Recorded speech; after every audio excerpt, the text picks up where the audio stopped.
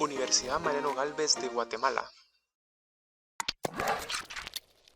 Maestría en Estándares Internacionales de Contabilidad y Auditoría. Muy buenas noches, licenciado y compañeros.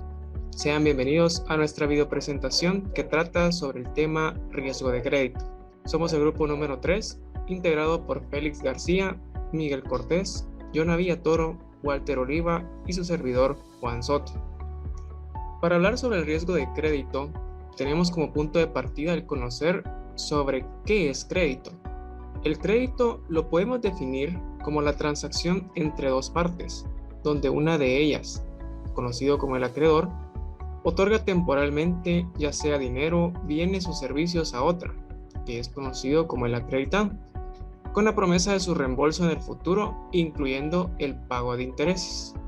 Otra definición que me parece muy acertada es que el crédito significa el compromiso de pago que adquiere una persona o una institución sobre la base de la opinión que se tiene de ellos, en cuanto a que cumplirán puntualmente sus compromisos económicos. Entonces, tener crédito significa poseer las características o cualidades requeridas para que otros confíen en una persona o institución y le otorguen su confianza. De esta manera, contando con estas dos definiciones, es que podemos tener presente que este concepto trata sobre una transacción o compromiso entre dos personas, ya sea natural o jurídica, donde una de ellas le otorga a la otra parte algo que necesita. Como ya mencionaba, ya sea dinero, bienes o servicios, con la condición de poder reembolsar eso recibido en un futuro bajo condiciones preestablecidas. También es importante mencionar que la función del crédito es poder canalizar de manera eficiente los recursos hacia las empresas y personas para impulsar el desarrollo económico y la creación de valor. Y el hecho de conceder crédito supone entonces otorgar confianza a un individuo, empresa o sociedad, es decir, creer en ella, una vez considerada en toda su amplitud la posición y características propias. Esto es así porque la palabra crédito como tal deriva de la voz latina credere, que significa creer o tener confianza en alguien.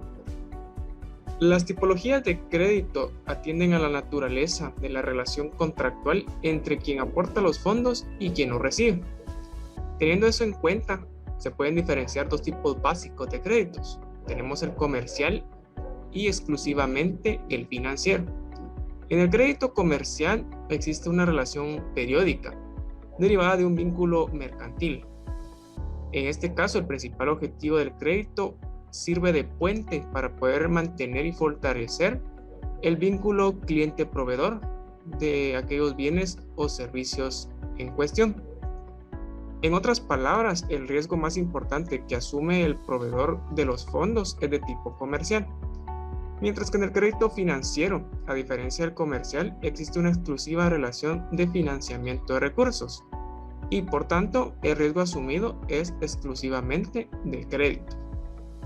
Dentro del crédito comercial nos hacemos la pregunta del por qué las empresas dan crédito, porque es una herramienta fundamental para alcanzar los objetivos y muchas veces un elemento primordial de la política comercial. Además, el crédito permite, entre otras cosas, poder aumentar las ventas y ampliar la cartera de clientes, que son aquellos clientes que no tienen dinero disponible. Poder incrementar las utilidades porque se aumenta el volumen, se bajan costos unitarios por aprovechamiento de economías de escala. Poder facturar precios más altos genera otra línea de rentabilidad, como lo son los ingresos por intereses implícitos o explícitos. Brindar servicios al cliente, obtener mayor lealtad de los clientes, competir en condiciones de mercado y generar una imagen positiva de la compañía. Posterior a esta introducción sobre el concepto de crédito, llegamos a lo que es el riesgo de crédito.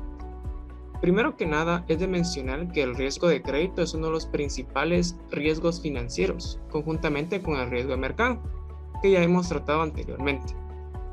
Hemos decidido colocar 3 definiciones que nos ayudarán a comprender este tema.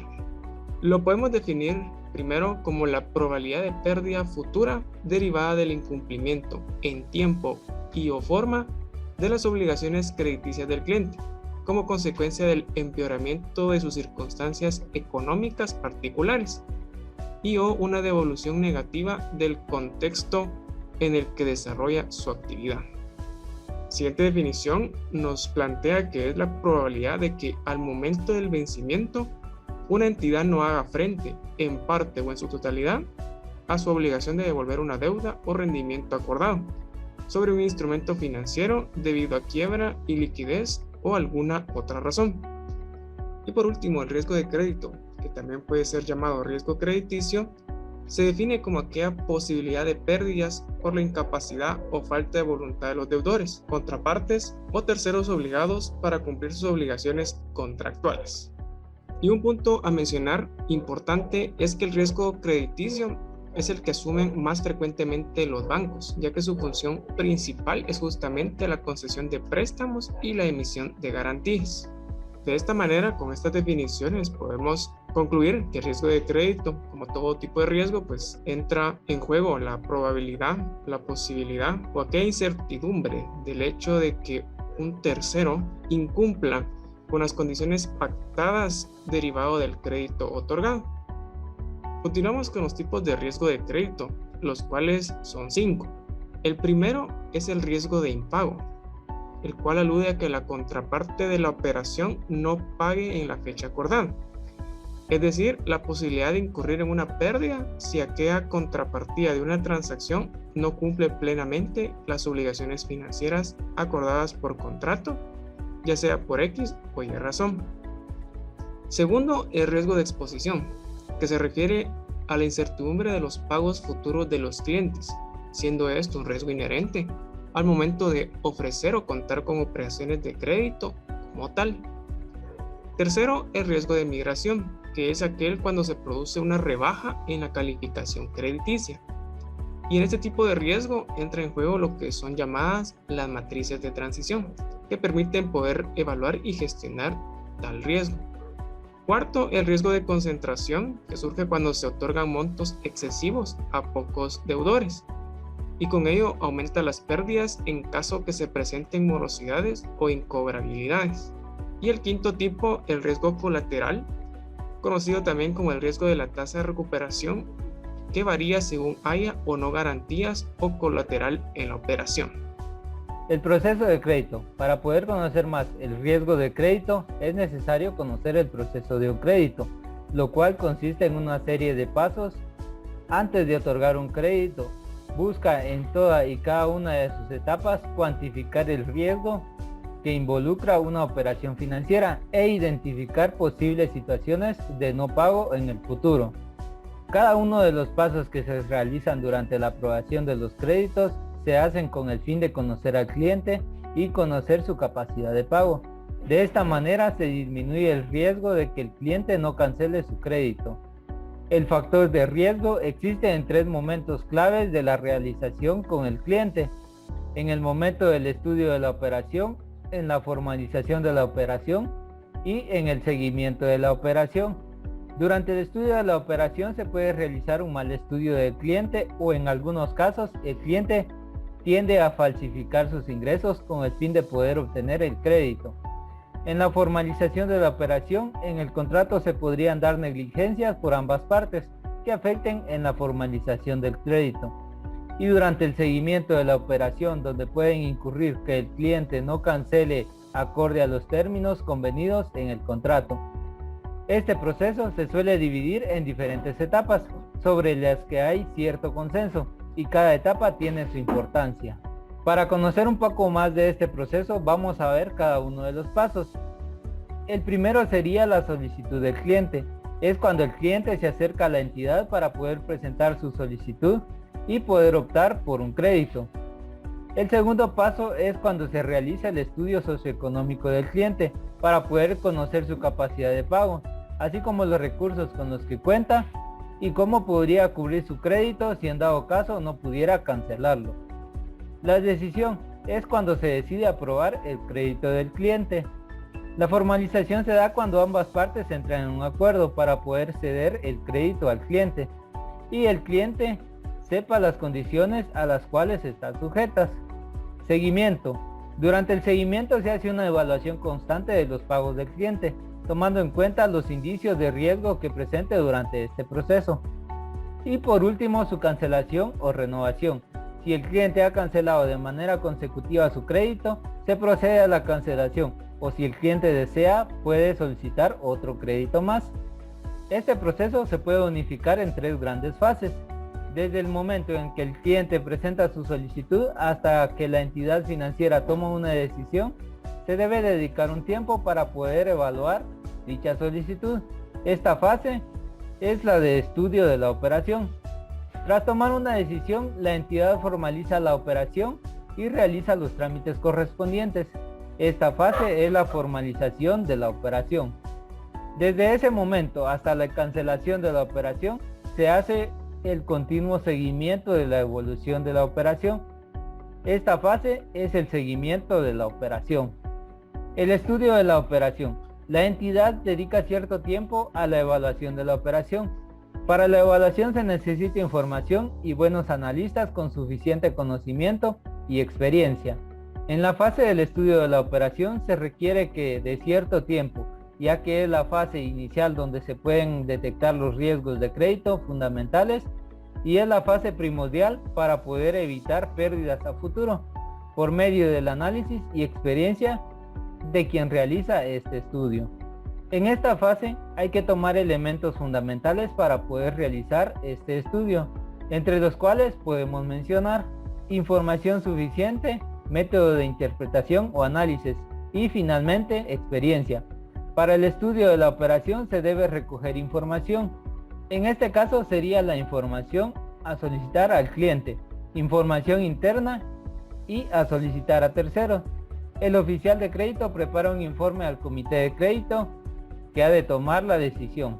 Para poder realizar la formalización de la operación que se lleva después de la aceptación de la operación, en esta parte se debe prestar mucha atención, ya que en este momento se debe actuar de forma rigurosa y estableciendo los controles de seguridad adecuados. Deben ceñirse todas las condiciones de aprobación del expediente de crédito por parte de los órganos de decisión de la institución financiera. Y al formalizar la operación, las condiciones deben ser admitidas por el cliente en todo su contenido. Y por último, el seguimiento de la operación. Durante la vida de la operación, la entidad financiera debe realizar el oportuno seguimiento de la operación y del cliente a fin de que se cumplan las previsiones contempladas en el análisis. A este periodo se designa como el seguimiento de la operación. Todo el análisis de operación de crédito debería ir acompañado de una previsión para disminuir el riesgo. De esta forma se facilita el seguimiento de la operación. Es importante resaltar que si existe deficiencia en la formalización y seguimiento de la operación, de poco sirve el esfuerzo en la realización del estudio analítico inicial. Primero se presenta la solicitud en el área de ventas de préstamo. Luego se verifican los requisitos del cliente. Después se ingresa los informes del crédito, se hace un análisis de riesgo y se procede a la formalización del crédito. Luego de aprobar el crédito se procede a la liquidación. Y por último, la postventa, que es cuando se concreta el pago total de la venta. Para el monitoreo de este crédito, después de haberlo aprobado, se da un seguimiento al proceso de pago del cliente, verificando la agenda de términos acordados, una verificación del control interno de los créditos y por último, la auditoría. En el proceso de productos, inicia en el diseño de productos, pasa por la administración de la cartera y por último a cobranzas. En este otro gráfico podemos observar la integración, custodia y mantenimiento de expediente de crédito. En la primera etapa del desarrollo de negocios se detectan los clientes, que son los mercados objetivos. Se les presenta la promoción dirigida y se hace el preanálisis. Se presenta la propuesta y negociación preliminar. En la etapa 2 se recopila la información, se hace el procesamiento de la información y el desarrollo y revisión del análisis. Y por último, la autorización. En la etapa 3 se da la formalización de la decisión. Luego de la formalización con el cliente, después procede la solicitud de recursos y se transfiere a la mesa de control de crédito, donde se envía al guardavalores. En la etapa 4 es la más importante y esencial para evitar la pérdida de recursos. En este caso podemos observar que se requiere del uso de recursos judiciales para proceder al cobro judicial del crédito. Tenemos ahora los modelos de la evaluación del riesgo de crédito. En el número 1 tenemos el modelo de las 5C del crédito. En el número 2 tenemos el modelo Z. En el número 3 tenemos el modelo MS. En el número 4 tenemos el modelo Credit Metrics. Y en el modelo número 5 tenemos el EDF. Ahora, abordando el primero de estos modelos, tenemos el modelo de las 5C del crédito. Las 5C del crédito son 5 características que sirven para formarse un juicio o opinión acerca de la calidad crediticia de un cliente. Estas 5C son las siguientes. Tenemos el carácter, la capacidad, el capital, colateral también conocido como garantía, y tenemos las condiciones. Por ejemplo, en este caso la capacidad pues hace referencia al nivel que tiene el cliente pues para poder en este caso pagar o solventar su deuda, y dentro del colateral o garantía pues podemos mencionar nosotros qué está dispuesto a entregar el cliente en caso de no pagar, y dentro de las condiciones tenemos en este caso los plazos de pago, la cantidad de capital entregada, y también podemos mencionar en este caso porcentajes que irían a mora o una penalización en el caso de que el cliente no pague.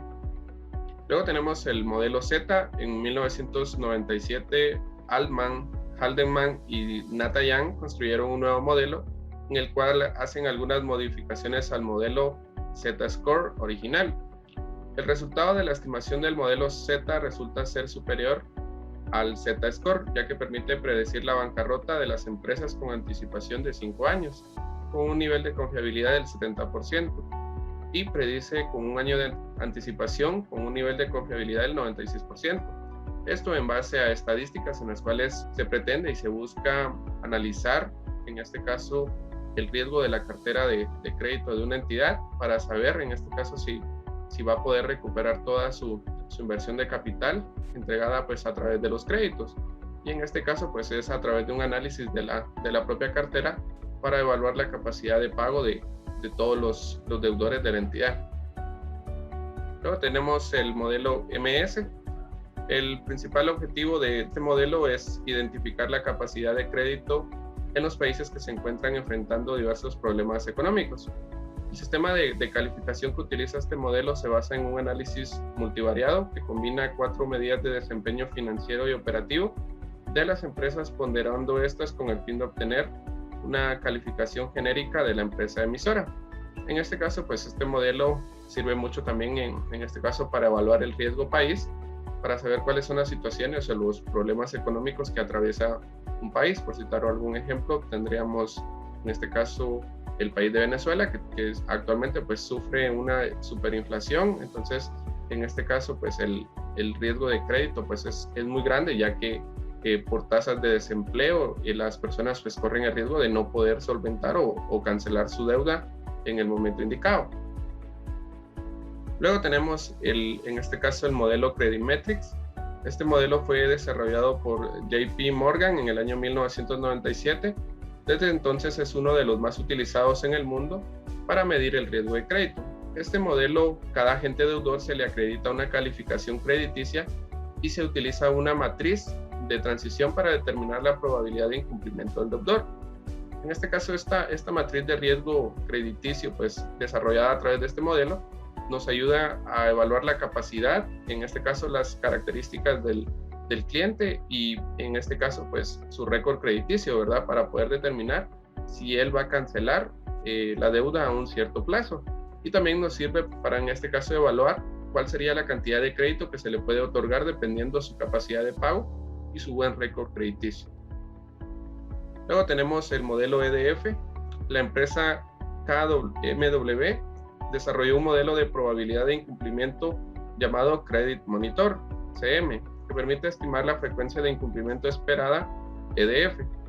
El modelo utiliza 3 tipos de información, los cuales considera relevantes para estimar la probabilidad de incumplimiento de una compañía, siendo los siguientes los estados financieros, los precios del mercado de la deuda y acciones de la compañía. En este caso, pues en los estados financieros se analiza el rubro, en este caso de compras y de clientes para poder determinar en este caso si existiera alguna cuenta incobrable, por ejemplo, para determinar si se ha estado cumpliendo o en este caso con los pagos a través de los clientes, y precios de mercado de la deuda y acciones de la compañía para evaluar en este caso el nivel de riesgo de la entidad. Concepto de pérdidas esperadas, pues esto se define así al monto de capital que puede perder una institución como el resultado de alguna exposición crediticia en un horizonte de tiempo. Esto es como la probabilidad del incumplimiento de un cliente está dado el alcance en una altura de mora bastante considerada en la cual la institución financiera asume la pérdida de capital. Se utiliza la metodología de la propuesta por Basilea en el cálculo de esta pérdida esperada. En la siguiente diapositiva la vamos a ver. El concepto de pérdidas esperadas. ¿Cómo se utiliza la fórmula? Pues tenemos inicialmente la pérdida esperada, ¿cómo la vamos a calcular?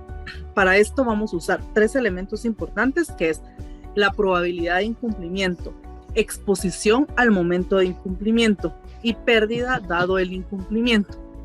Estos elementos los podemos ver detallados en la fórmula que encontramos abajo. Pérdida esperada es igual a probabilidad de incumplimiento como PI por la exposición al momento de incumplimiento, que es EAI, por PDI, que es pérdida dado el cumplimiento.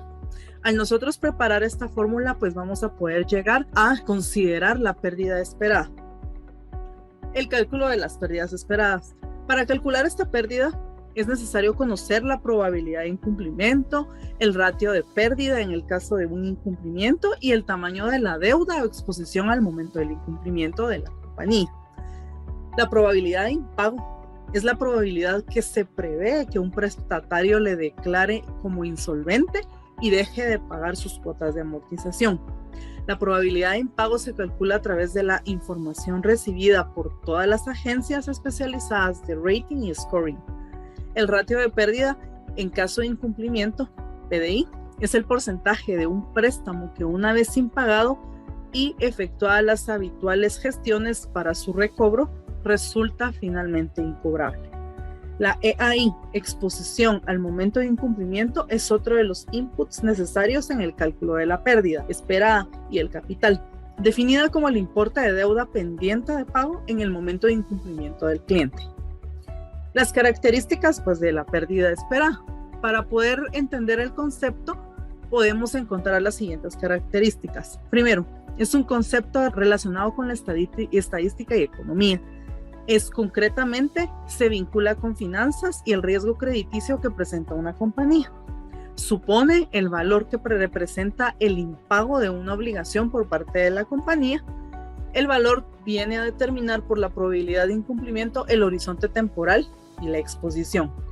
Y por último tenemos la pérdida esperada, como podemos suponer, la sufre el acreedor que debe registrarla por el incumplimiento por parte del deudor.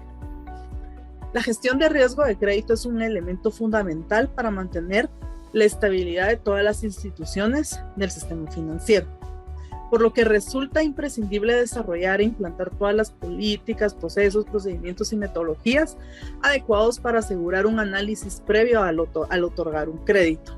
Esto es decir, que debemos de tratar como de investigar mucho a las personas a las que les vamos a conceder el crédito para evitar que caigan en mora. El seguimiento permanente del riesgo crediticio, asumido por dichas entidades, que se deberá adecuar a su particular estrategia de negocio y el perfil de riesgo. La gestión exige también establecer metodologías y sistemas estructurados que de manera temprana y permanente nos permita identificar, medir y controlar y mitigar y monitorear todos los cambios en la calidad de sujetos de crédito y su posible afectación en la posición patrimonial de las instituciones del sistema financiero. Continuando con la exposición de gestión de riesgo de crédito, encontramos que la adecuada administración del riesgo crediticio posibilita lo siguiente: mejora en el capital de trabajo. Esto quiere decir que se minimiza el nivel de capital de trabajo requerido para sostener eficientemente el negocio. Reduce el plazo de conversión de activos corrientes en efectivo. También puede brindar objetividad al proceso de otorgamiento y seguimiento del crédito. Quiere decir que parametriza las decisiones de crédito y se brinda igualdad en el tratamiento ante situaciones iguales. También en las mejoras en las tasas de retención de clientes, asegura que los clientes redituales sigan y elimina los clientes que no son redituales. También posibilita la mayor rentabilidad que permite la oportuna detección de desvíos en las cobranzas y logra un acuerdo equilibrio entre la maximización de las ventas y la administración de riesgos de incobrabilidad. Tenemos una metodología para la administración de riesgos.